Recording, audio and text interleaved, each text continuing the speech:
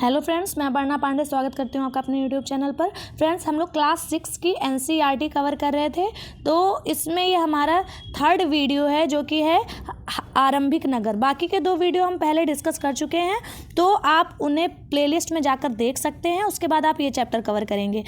अब ये किन के लिए इम्पोर्टेंट हो सकता है, तो जो भी एग्ज़ाम जिसमें एनसीईआरटी से क्वेश्चन आते हैं उन सब के लिए ये वीडियो बहुत ही ज़्यादा इंपॉर्टेंट है। लेकिन चूंकि मैं इसे सीटेट फोकस होकर बना रही हूँ, तो आपको ये बात बहुत अच्छे से पता होगी, सीटेट में डायरेक्टली एनसीईआरटी से क्वेश्चन पुटअप होते हैं और स्टेटमेंट वाइज होते हैं। मतलब अगर आपकी अच्छी समझ नहीं है किसी चीज़ को लेकर के, तो आप क्वेश्चन सॉल्व नहीं कर सकते।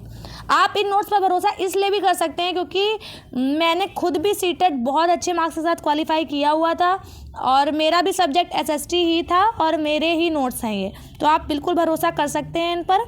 तो अच्छा, इन्हें हम लोग पढ़ेंगे कैसे, तो पहले तो हम जो भी नोट्स है, एक भी पॉइंट मैंने छोड़ा हुआ नहीं है जिससे क्वेश्चन पुटअप हो सकता है, ठीक है। तो पहले तो हम उससे नोट्स को डिस्कस करेंगे, पढ़ाई करेंगे और उसके बाद हम क्वेश्चन भी कुछ सॉल्व करेंगे जो इस चैप्टर से रिलेटेड सीटेट में पूछे गए हैं, ठीक है। तो चलिए हम लोग स्टार्ट करते हैं। पहला हमारा है आरंभिक नगर।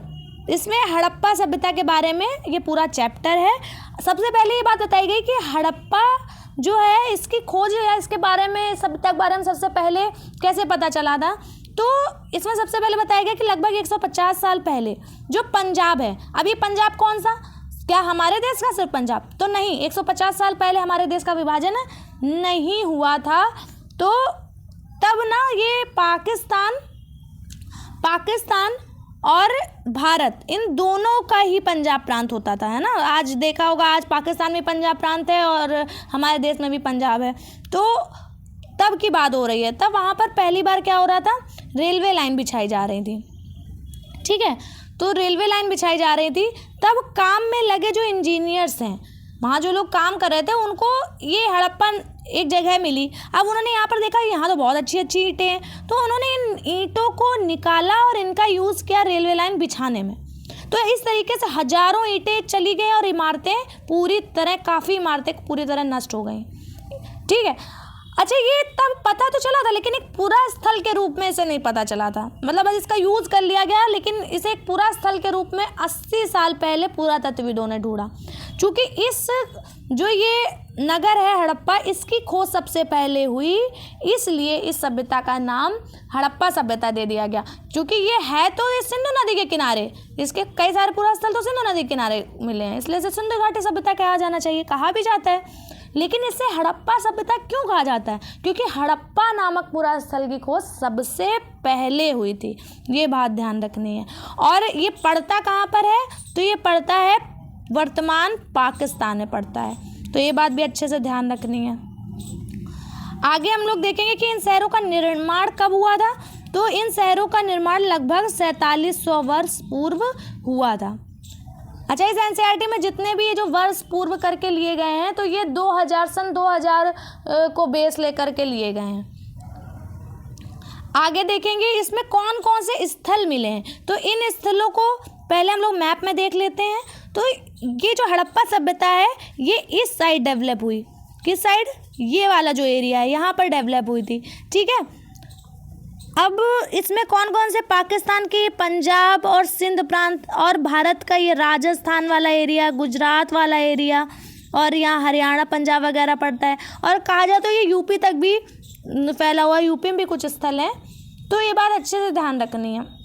यही इसमें बताया गया कि पाकिस्तान के पंजाब व सिंध प्रांत, गुजरात, राजस्थान, हरियाणा, पंजाब, ये सब एरिया जो हैं वो इस सभ्यता से रिलेटेड हैं। आगे देखिए, इस सभ्यता में जो मिट्टी के लाल बर्तन मिले हैं और उन पर काले रंग के चित्र बने थे, ये ध्यान रखना है, लाल बर्तन और उन पर काले रंग के चित्र, ठीक है। अब इन नगरों की विशेषता से कई बार क्वेश्चन पूछे जाते हैं। मतलब क्योंकि ये जो इसमें जो विशेषता है ना, वो बिल्कुल आज के ज़माने से मैच करती हुई है कि तब भी इतनी ज़्यादा डेवलपमेंट थी, ठीक है। तो यहाँ नगर कैसे थे, 2 या अधिक हिस्सों में विभाजित थे, ठीक है, 2 या 2 से ज़्यादा हिस्सों में विभाजित थे, मोस्टली 2 में, लेकिन कुछ ऐसे भी हैं जो 2 से ज़्यादा, मतलब 3 जो हिस्से हैं उसमें विभाजित हैं, जैसा कि धौलावीरा, आगे हम डिस्कस करेंगे।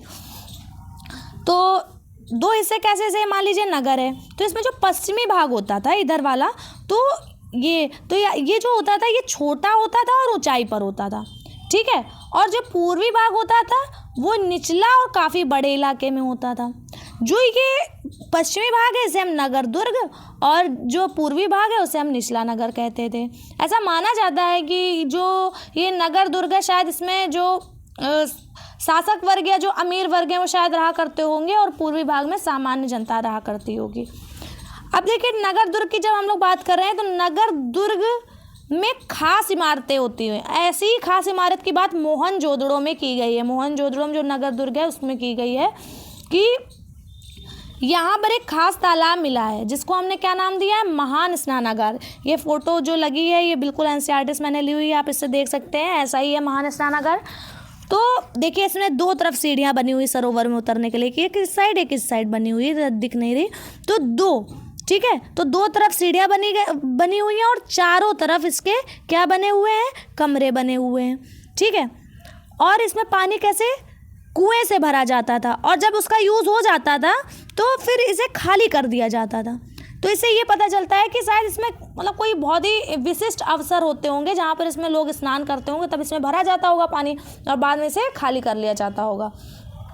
अच्छा, इसमें एक जो बहुत ही अच्छी बात बताई गई है कि इसमें ये ईंट से बने हुए हैं, इसमें प्लास्टर भी है, और प्लास्टर के ऊपर क्या, चारकोल की परत है।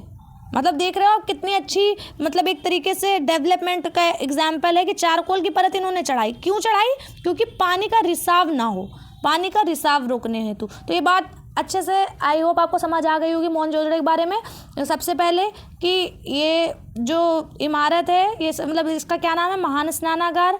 इसमें ईंट व प्लास्टर से बनी हुई है, जिसमें प्लास्टर के ऊपर चारकोल की परत चढ़ाई गई है, और इसमें दोनों तरफ सीढ़ियाँ बनी हुई हैं इसमें उतरने के लिए, चारों तरफ कमरे बने हुए हैं, ठीक है। तो इतनी बातें आपको ध्यान रखनी है। आगे हम लोग देखेंगे अग्निकुंड के साक्ष्य कहाँ से मिले हुए हैं। अग्निकुंड के साक्ष्य पूछा जाता है स्टेटमेंट वाइज, बहुत अच्छे से ध्यान रखना है। तो कालीबंगा और लोथल कहाँ से मिले हुए हैं, कालीबंगा और लोथल से अग्निकुंड के साक्ष्य मिले हुए हैं। बड़े बड़े भंडार गृह कहाँ से मिले हुए हैं, तो 3 जगह इसमें बताई गई हैं एनसीईआरटी में, लोथल, हड़प्पा एंड मोहनजोदड़ो। बड़े बड़े भंडार गृह लोथल, हड़प्पा और मोहनजोदड़ो। अब ये सब कहाँ पर है, तो ये देख लीजिए, हड़प्पा ये रावी नदी के तट पर है, ये सिंधु है, सिंधु नदी के तट पर है। मोहनजोदड़ो ये कालीबंगा है, घग्गर नदी के तट पर है, ये राजस्थान में पड़ता है। और ये लोथल है भोगवा नदी के तट पर, जो कि गुजरात में पड़ता है। आगे हम लोग देखेंगे कि उस समय कैसे भवन होते थे, नाले वहाँ कैसे थे, सड़कें कैसे थी। तो इन सब का निर्माण योजनाबद्ध मतलब एक प्लानिंग के तहत, क्योंकि इतना अच्छा एग्जाम्पल मिलता है कि लगता ही नहीं कि बिना प्लानिंग के बनाया गया होगा, बहुत ही अच्छी योजना के तहत ये बनाया गया था। देखिए हड़प्पा सभ्यता के बारे में बहुत सारे पॉइंट्स यहाँ पर आपको बता सकती हूँ, है ना, लेकिन मैं इसलिए नहीं बता रही हूँ क्योंकि मैं इसमें सिर्फ एनसीईआरटी को डिस्कस कर रही हूँ, है ना। अभी आगे जब हम लोग और भी बड़ी क्लासेस के एनसीईआरटी डिस्कस करेंगे तो उसमें और ज़्यादा इन्फॉर्मेशन होगी तो वो बताएंगे, लेकिन अभी सिर्फ क्लास 6 की बात कर रहे हैं तो उसमें जितनी इन्फॉर्मेशन है सिर्फ उतनी बात कर रहे हैं हम लोग, ठीक है। तो इसमें घर जो थे वो कैसे थे, 1 या 2 मंजिले, ध्यान रखने, घर कैसे 1 या 2 मंजिले थे हड़प्पा सभ्यता में। आंगन मतलब इसमें मोस्टली ऐसा होता था कि आंगन होता था और इसके चारों तरफ कमरे होते थे, ठीक है। आज भी आपको ऐसे बहुत सारे घर मिल जाएंगे जिसमें ऐसा ही कुछ स्ट्रक्चर होता है कि आंगन होता है, फिर उसके चारों तरफ कमरे होते हैं। अधिकांश घरों में क्या होता था, एक स्नानाघर होता था, ठीक है। एक स्नान घर होता था, मतलब नहाने के लिए अधिकांश घरों में होता था।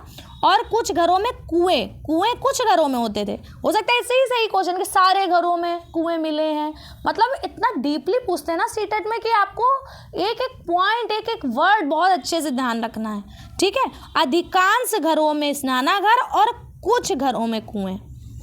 अच्छा, यहाँ एक और बात थी, यहाँ का जो सीवेज सिस्टम था वो बहुत अच्छा था। ये मतलब आज भी मिसाल पेश की जाती है हड़प्पा सभ्यता की।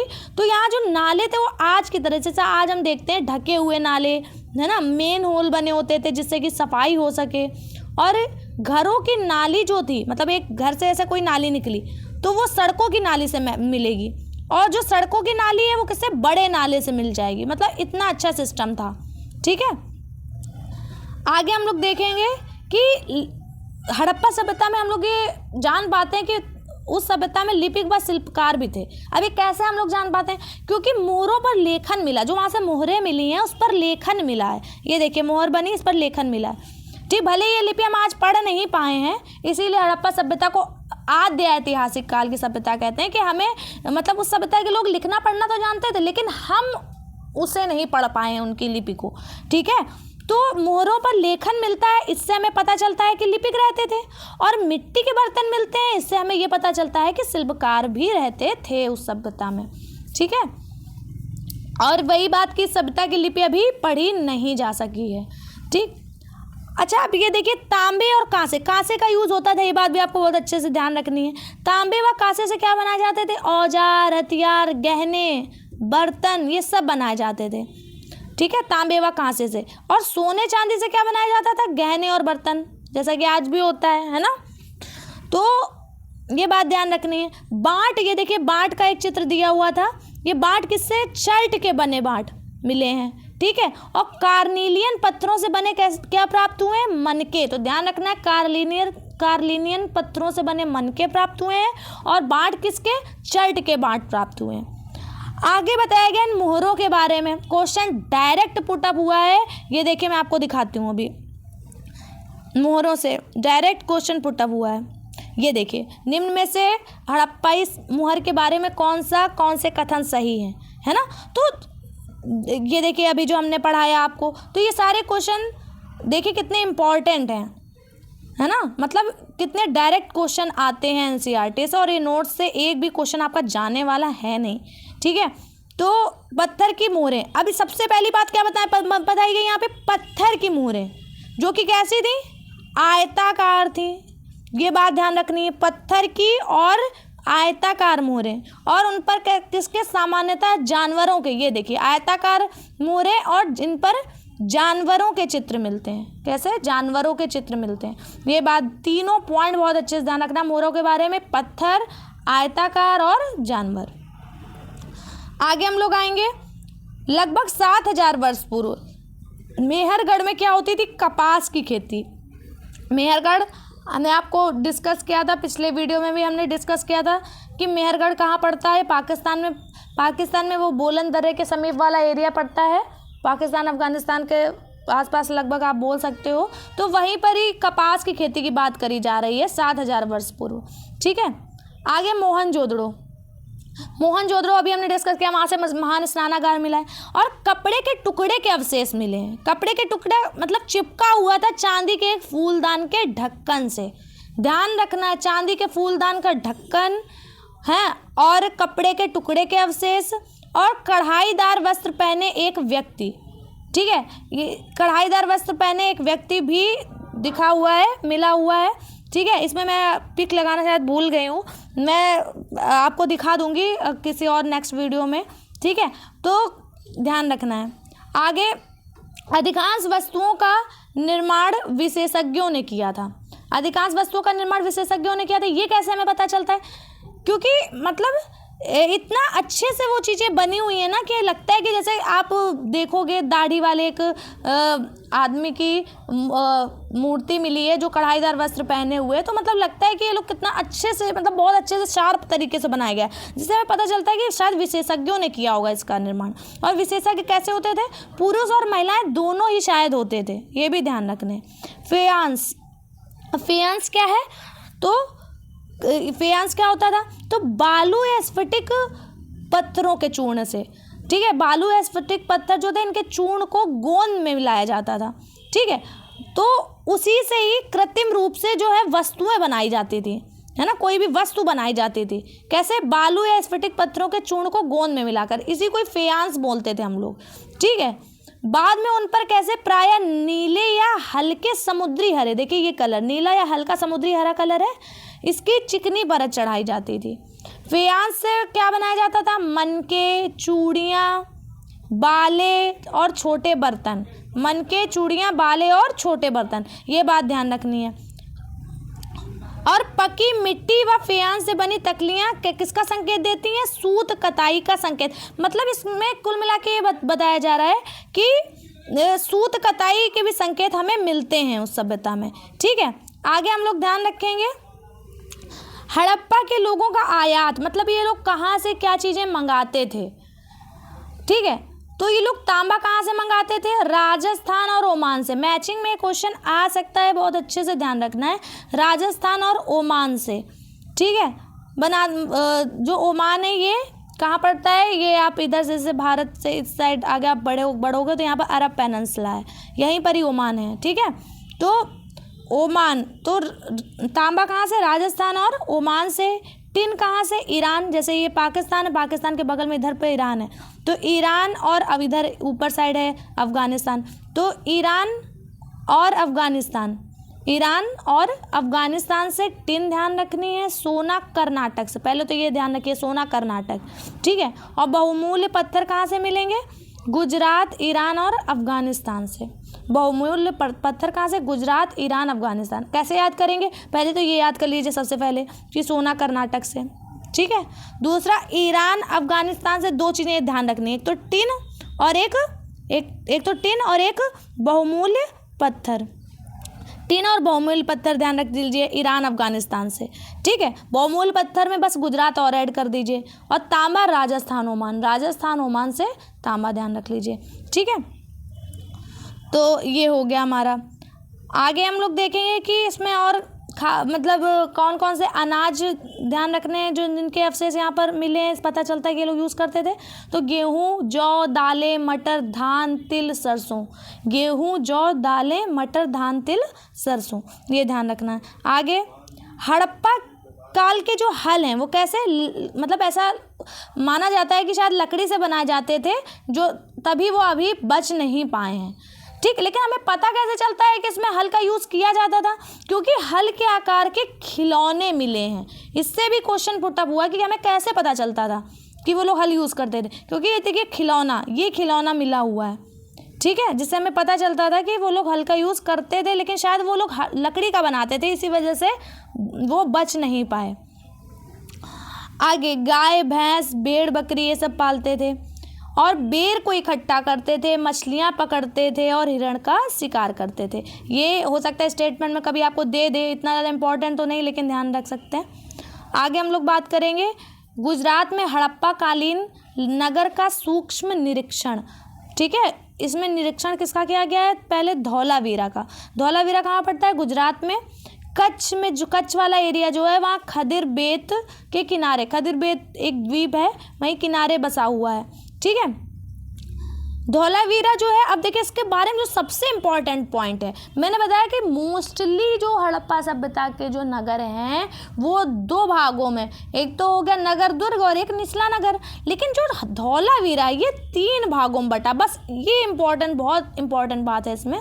और हर हिस्से क्या हुआ, 3, और हर हिस्से के चारों तरफ पत्थर की ऊंची ऊंची दीवार हैं, ये तीनों हिस्सों के चारों तरफ, ठीक है। अंदर जाने के लिए बड़े बड़े प्रवेश द्वार मिले, ठीक है।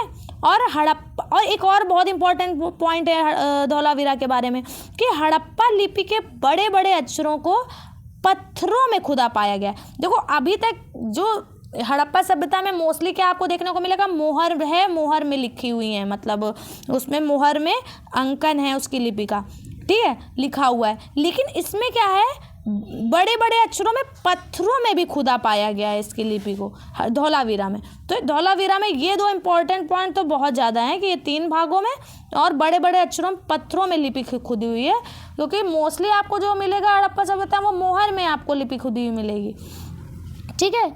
और बाकी आप ध्यान रख सकते हैं, बड़े बड़े प्रवेश द्वार मिले हैं, और जो ये 3 भागों में बटा था इसके चारों तरफ ऊंची ऊंची पत्थर की दीवार है। आगे हम बात करेंगे लोथल की। ये सब हमने देख चुके हैं हम मैप में, ये सब जगह। लोथल जो है ये गुजरात में पड़ता है, ठीक है। ये खंबात की खाड़ी के पास में जो साबरमती नदी जो है ना, साबरमती नदी, इसमें बताया गया है साबरमती नदी जो है वो खंबात की खाड़ी में गिरती है, ठीक है। तो साबरमती नदी की जो उपनदी है कौन सी, भोगवा नदी, ये ध्यान रखना है। लोथल किस नदी किनारे बसा हुआ है, भोगवा नदी के। तो और एक बात ध्यान रखनी कि एक बंदरगाह, लोथल जब भी आए तो बस इसके बारे में ध्यान रखो कि ये बंदरगाह, ये देखिए इसकी पिक भी लगाई हुई है, तो ये बंदरगाह की तरह था। वहाँ पर पत्थर, शंख, धातुओं आदि से बनाई गई चीज़ों का ये महत्वपूर्ण केंद्र था। भंडार गृह भी था यहाँ पे, जिससे मोहरें वगैरह मिली हैं। इमारत जिसमें मनके बनाने काम होता था, ये सब मिली हैं लोथल से, ध्यान रखना है। लेकिन सबसे ज़्यादा ध्यान क्या रखना है, बंदरगाह। ठीक है, आगे हम लोग देखेंगे मुहरबंदी। मुहरबंदी क्या होती थी, तो उस ज़माने में ना, जैसे कोई थैला है, ठीक है, उसको बंद करने के बाद उनके मुहानों पर गीली मिट्टी पोत दी जाती थी। ठीक है, और गीली मिट्टी पोत पर उस पर क्या लगा दी जाती थी, मुहर। अगर ये चाप टूटी हुई नहीं होती थी, जैसे अब ये पैकेट है, यहाँ से इसका मुंह है, तो यहाँ पर क्या कर दिया, मिट्टी लगा दिया और उसके ऊपर बाद में मुहर लगा दी। अगर ये मुहर टूटी हुई नहीं है, छाप टूटी हुई नहीं है, तो इससे ये साबित हो जाता था कि कोई भी सामान है उसके साथ छेड़छाड़ नहीं हुई है। समझ में आया इसमें मुहरबंदी का क्या मतलब है। आगे सभ्यता के अंत का रहस्य इसमें अज्ञात है, कि अभी तक पता नहीं लगा था रियल रीज़न क्या था, लेकिन अंत कब हुआ, 3900 वर्ष पूर्व। ठीक है, लेकिन इसमें ये अंदाज़ा लगाया जाता है कि रीज़न शायद बाढ़ रहा होगा, या जंगलों का विनाश रहा होगा, या नदियाँ सूख गई होंगी जिसकी वजह से। तो ये सब रीज़न बताए गए हैं, लेकिन अभी पूरी तरह पता नहीं कि क्या रीज़न है, लेकिन ध्यान रखना है आपको। चलिए अब हम लोग क्वेश्चन डिस्कस कर लेते हैं। अच्छा, उससे पहले एक पॉइंट आपका शायद छूट गया यहाँ पे। यहाँ ये जो कांसा है, ये किससे मिलकर बना होता है, तांबा और टिन से। ये बहुत अच्छे से ध्यान रखना है, कई बार पूछा गया है। अब हम लोग क्वेश्चन देखते हैं। लिखा है, निम्न में से हड़प्पाई मुहर के बारे में कौन से कथन सही हैं। मुहर अभी आपने पढ़ा, अब आप बताइए कि इसमें से कौन से कथन सही हैं या कौन से नहीं। ये क्वेश्चन पुटअप हुआ है सीटेट 2022 में। ठीक है, तो देखिए, हड़प्पा संस्कृति के लोग पत्थर से मुहर बनाते थे। दूसरा है, मुहर सामान्यतः गोलाकार होती थी। तीसरा है, मुहर में एक जानवर की आकृति। तो देखिए, पहले बात तो मैंने अभी आपको बताया था कि पत्थर से मुहर बनाते थे, ये बात बिल्कुल सही है, लेकिन गोलाकार नहीं होती थी, सामान्यतः कैसी होती थी, आयताकार। तो ये स्टेटमेंट हमारा रॉन्ग हो गया, इसीलिए इतना डीपली मैं इसे पढ़ा रही हूँ, क्योंकि इसमें बहुत स्टेटमेंट वाइज क्वेश्चन पुटअप होते हैं। ऐसा नहीं होता कि डायरेक्टली ऐसे क्वेश्चन पूछा गया, एक चीज़ से 4 आपको उसके ऑप्शन देंगे और आपको इतना कन्फ्यूज़ करना होगा कि आप बना ना पाए। लेकिन अगर आपने मेरा वीडियो अच्छे से देखा है तो आप पक्का क्वेश्चन अच्छे से बना लेंगे। अब देखिए, मुहर में एक जानवर की आकृति गढ़ी होती, तो ये भी बात बिल्कुल सही है। तो हमारे सही कौन से हैं, सही कथन पूछे गए हैं, इसमें भी ध्यान रखना है, कभी कभी यहाँ सही नहीं है वर्ड होता है, तो सही है पूछा गया, तो हमारा ए और सी, ये डी ऑप्शन हमारा सही हो जाएगा। नेक्स्ट हम लोग आते हैं, भारतीय उपमहाद्वीप में प्रारंभिक नगरों के संदर्भ में निम्न का मिलान करें। ठीक है, तो देखिए, इसमें कुछ आपको ऐसा लगेगा कि भंडार गृह तो यहाँ भी मिले हैं, फिर ऐसा क्यों नहीं। तो हमने आपको सबसे पहले ध्यान रखना है कि बताया आपको कि बंदरगाह सबसे पहले आपको देखना है, कहाँ मिला, लोथल में। बंदरगाह कहाँ मिला है, लोथल में, मतलब डी का वन हमारे 2 ऑप्शन में है। इस तरीके से हम कोई भी क्वेश्चन सॉल्व करते हैं, डी का 1 हो गया 2 ऑप्शन में, तो ये तो पहले ही हट गए। ठीक है, ऑप्शन नंबर 3 और 4 तो पहले ही हट गए। आगे फिर हमने क्या देखा, बंदरगाह हमारा हो गया लोथल। फिर अग्निकुंड आपको हमेशा ध्यान रखना, कालीबंगा को तो बहुत अच्छे से ध्यान रखना है। तो ये बी का हो गया हमारा 3rd, तो बी का 3rd हमारा किस में है, ए, तो मतलब ए ऑप्शन हमारा सही हो गया। लेकिन फिर भी हम देखते हैं कि अग्निकुंड कालीबंगा में हो गया, बंदरगाह हमारा लोथल में हो गया। नगर दुर्ग की बात हमने इस चैप्टर में किस में की थी, मोहनजोदड़ो में, जिसमें महान स्नानागार की बात करी थी। और हड़प्पा में क्या, भंडार गृह। अब जो बचा वो भंडार, क्योंकि भंडार गृह के 3 ऑप्शन आपको दिए गए थे, 3 जगह आपको बताई गई थी। ठीक है, लेकिन हड़प्पा वाले आपको बहुत अच्छे से ध्यान रखना है कि हड़प्पा में भंडार गृह जो है उसके बारे में आपको ध्यान रखना है। आगे हम लोग बात करेंगे, निम्न शुरुआती नगरों में से किस स्थान से कपड़े के टुकड़े के अवशेष चांदी के एक फूलदान के ढक्कन से चिपके हुए मिले हैं। ये मैंने आपको बताया था अभी, कहाँ से मिले, मोहनजोदड़ो से। ठीक है, ये बात ध्यान रखनी है। नेक्स्ट आते हैं हम लोग, नेक्स्ट है हमारा, हमें ज्ञात है कि हड़प्पाकालीन लोगों ने हल का प्रयोग किया। क्यों ज्ञात है हमें, क्योंकि पुरातत्वविदों को साक्ष्य मिले हैं। फिर डैज के, किसके साक्ष्य मिले, वास्तविक हल के साक्ष्य मिले हैं, या मुहर पर उत्कीर्ण हल के, या खिलौना हल के, या गुफा में बनाए गए चित्र में हल के। तो मैंने आपको ये बहुत अच्छे से बताया था कि वास्तविक हल के साक्ष्य नहीं मिले, लेकिन यहाँ हल का एक खिलौना मिला है, जिससे हम ये अंदाज़ा लगा पाते हैं कि ये लोग, हड़प्पाकालीन लोग हल का प्रयोग करते थे। तो हमारे क्वेश्चन डिस्कस हो चुके हैं। इसमें कुछ इम्पोर्टेंट बात है जिनको आप याद रख सकते हैं। देखिए, पहले तो ये कि मेहरगढ़ में कपास की खेती कितने वर्ष पूर्व, तो 7000 वर्ष पूर्व, ध्यान रखनी है। फिर नगरों का आरंभ जो हड़प्पा का, वो कितना, 4700 वर्ष पूर्व। कभी कभी मैचिंग में आ जाते हैं बन के। और हड़प्पा के नगरों के अंत की शुरुआत कब हो चुकी थी, 3900 वर्ष पूर्व। और अन्य नगरों का विकास 2500 वर्ष पूर्व। ठीक है, ये ध्यान रखना है। अच्छा, अब देखें आपको ये याद है कि नहीं, क्योंकि देखिए ये NCERT जो ये चैप्टर है इसके लास्ट में ये भी दिया हुआ था। कभी कभी डायरेक्ट ये सीटेट में ऐसे ही मेंशन हो जाता है। तो चलिए इसको सॉल्व करते हैं। ठीक है, तो बहुमूल्य पत्थर कहाँ से हमें ध्यान रखना है, गुजरात से। फिर टिन, सोना सबसे पहले मैंने याद कराया था आपको, कर्नाटक। ठीक है, और तांबा कहाँ से हमें ध्यान रखना है, राजस्थान से। और टिन अफगानिस्तान से। तो आई होप आपको ये वीडियो बहुत पसंद आया होगा, और इस तरीके से ही सारे चैप्टर्स में डिस्कस करूँगी। अगर आपको वीडियो पसंद आया तो लाइक ज़रूर करिएगा। चलिए मिलते हैं हम लोग नेक्स्ट वीडियो में, तब तक के लिए जय श्री राम।